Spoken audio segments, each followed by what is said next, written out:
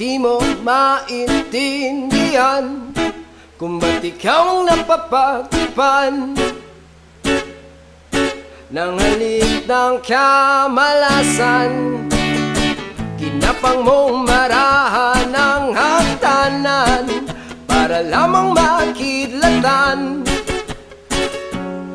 sa kaitaas-taasan. Ngunit kaibigan, huwag kang magpapasindak.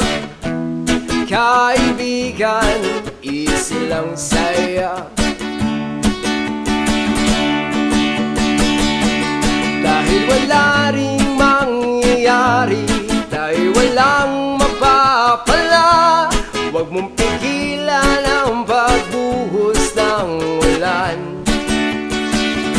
May panahon para maging hari, may panahon para mataba, dahil ang buhay natin ay sadyang ganyan.